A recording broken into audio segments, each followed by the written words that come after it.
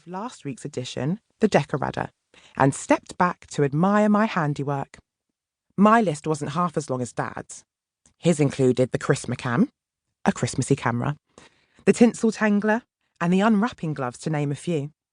But one of these days, I was going to invent something so merry-nificent, Father Christmas himself would name me the best gift giver, invention maker, and cheer spreader in the world.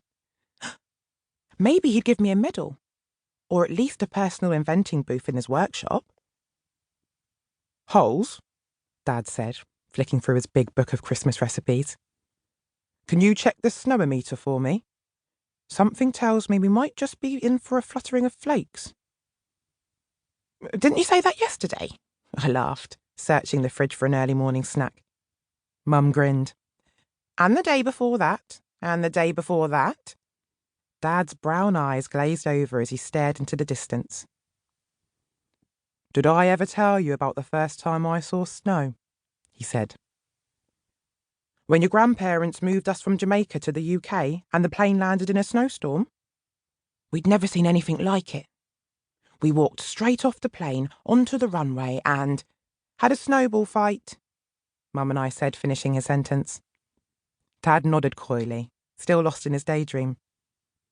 "It was nothing short of magical," he breathed, spinning around and scattering half of his snowflakes and milk across the floor. As Mum rushed to grab the Christmas tree mop, I pushed myself further into the fridge and found a bag of chocolate coins hidden behind the Brussels sprouts and stinky spinach. I glanced over my shoulder to check they weren't watching, but just as I reached for the coins, my foot slid on the counter that I was absolutely not climbing on, and I tumbled to the ground, bringing half of the contents of the fridge with me. To be honest, I would have styled it out had it not been for the giant turkey leg that fell in slow motion from the top shelf and nearly took my head off. "Hollypops," Mum said, totally unaware of my near-death experience. "Have you done your morning chores?"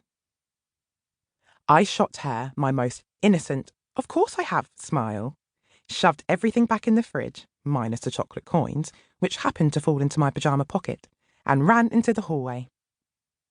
Our morning chores were always the same. Mum checked the light displays and made the beds. Dad cooked up a festive treat in the kitchen. Ivy, well, she was just learning how to walk, but I'm sure she'll have Christmas Carol chores in no time. And I was in charge of the entrance decorations, which meant checking everything from the snowometer outside to the fake snow sprinkled around the staircase spindles. Now, I don't know if it's because I developed superhuman speed or because I wanted to hide somewhere and scoff my chocolate coins in peace, but I rehung the tinsel on the tree, straightened the snowman doormat, opened today's door on the Christmas calendar, and dusted the giant ice lanterns before Mum finished her first Christmas carol of the day. Next, I checked the lights on the miniature Christmas village that covered half of the floor, pulled the red velvet curtain open that hung across the door, and stepped outside to check the snowometer. The snowometer, as if you didn't already know, is a special thermometer that measures the likelihood of snowfall. Dad taught me how to read it when I was 3 years old. "The bigger the snowflake, the deeper the snowfall," he'd say. And sometimes we'd even bust out our special snow dance to encourage the skies to open. With an optimistic spring in my step, I leapt over our Christmas Carol doormat, opened the door, and skipped outside. Oh. There wasn't a single cloud in the sky. No chill in the air.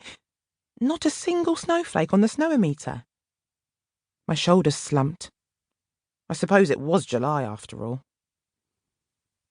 After pleading with the snowometer for a good 5 minutes, surely my powers of persuasion would work one of these days, I walked back into the hallway, popped the chocolate coin in my mouth, and poked my head around the corner of the kitchen. There, the sun streamed in from the window and mixed with the clouds of icing sugar that hung in the air.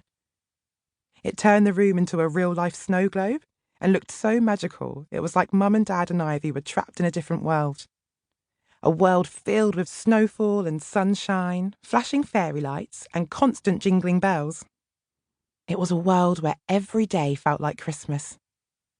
Just then, Dad grabbed Mum and twirled her around the kitchen in time to the festive radio.